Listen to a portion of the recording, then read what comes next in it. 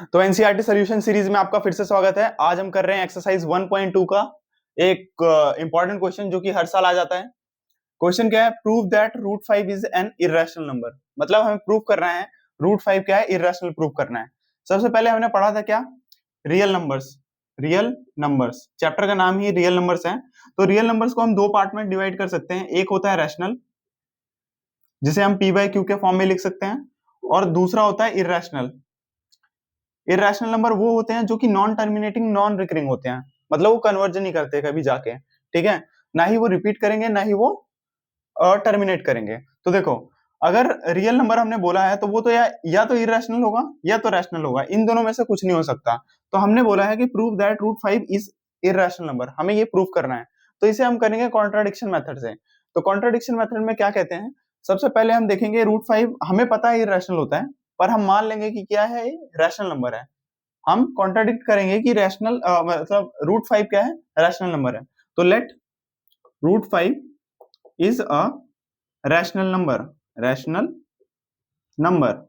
अगर root 5 rational number है, इसका मतलब हम रूट 5 को क्या लिख सकते हैं? Root 5 equal to p by q. Root 5 को हम पी बाई क्यू के फॉर्म में लिख सकते हैं। और वेयर पी एंड क्यू क्या है? पी एंड क्यू आर को प्राइम्स।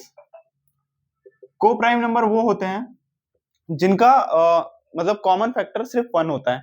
कॉमन फैक्टर 1 मतलब जैसे 3 और 5। 3 और 5 क्या है? आपस में को प्राइम है, क्योंकि इनमें जो कॉमन है सिर्फ 1 है। अगर हम देखेंगे तो 1 ही ऐसा फैक्टर है जो कि दोनों में कॉमन है।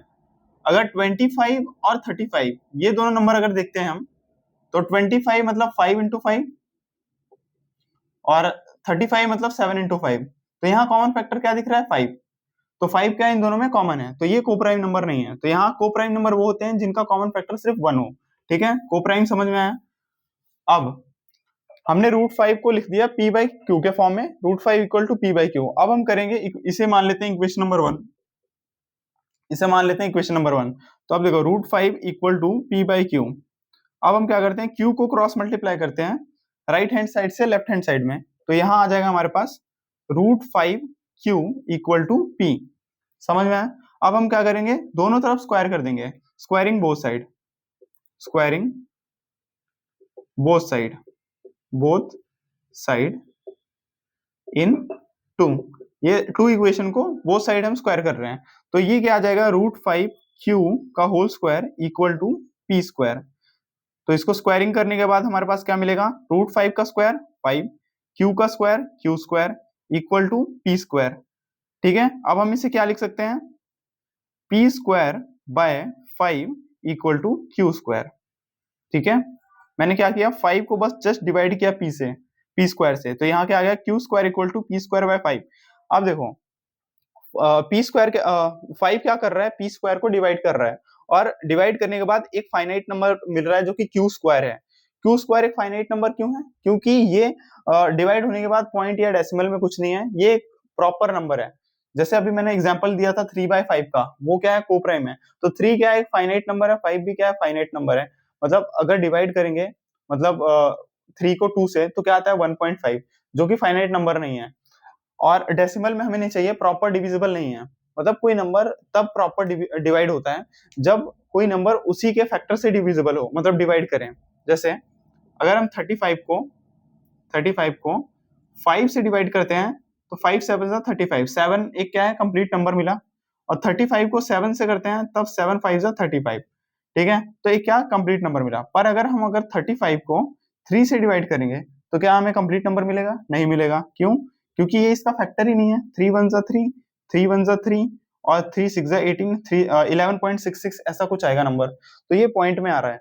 तो कोई भी नंबर प्रॉपर डिवाइड होने के बाद प्रॉपर कब नंबर देता है? कंप्लीट नंबर, जब वो अपने ही फैक्टर से डिवाइड हो रहा हो। ठीक है, तो देखो, अब यहाँ क्यू स्क्वायर का एक प्रॉपर कंप्लीट नंबर है, और वो कब मिल रहा है? पी स्क्वायर को 5 से डिवाइड होने के बाद। इसका मतलब 5 क्या है? पी स्क्वायर का फैक्टर है। अगर कोई नंबर उसके स्क्वायर का फैक्टर है, तो उसके खुद का नंबर का फैक्टर जरूर होगा। जैसे 5 का स्क्वायर क्या है? 25। तो 5 क्या है?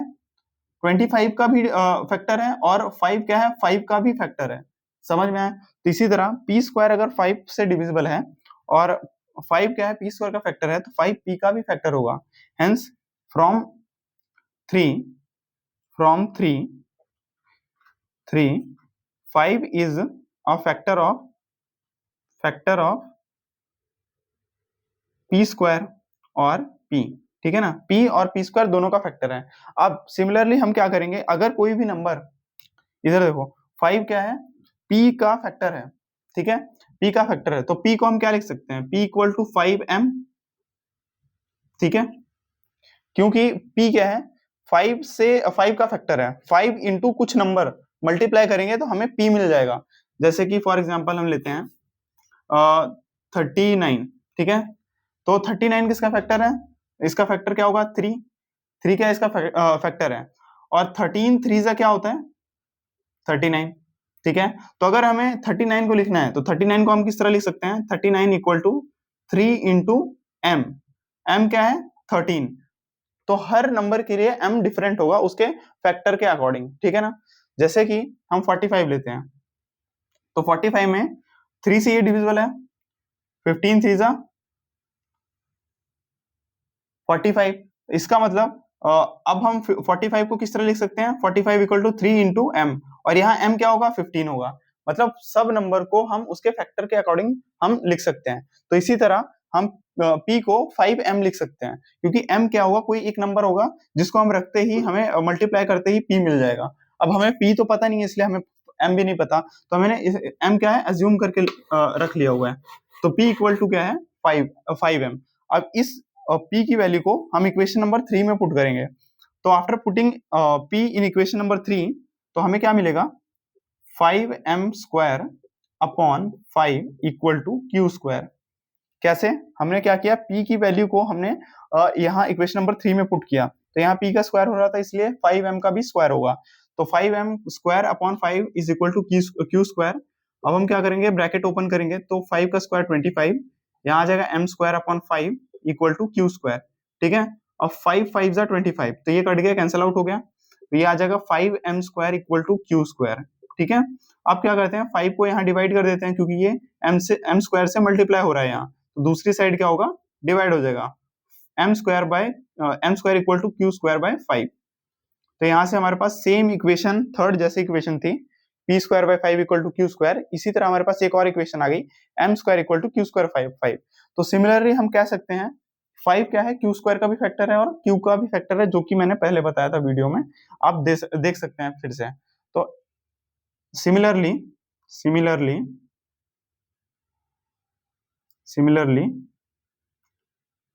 5 is also factor of q, ठीक है।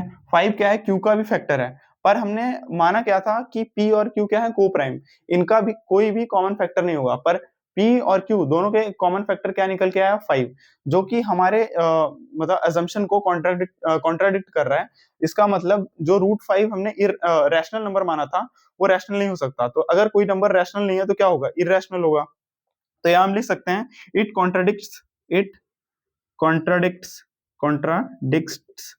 contradicts our assumption that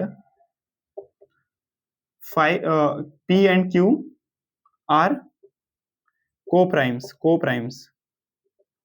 Therefore √5 is an irrational number, ठीक है।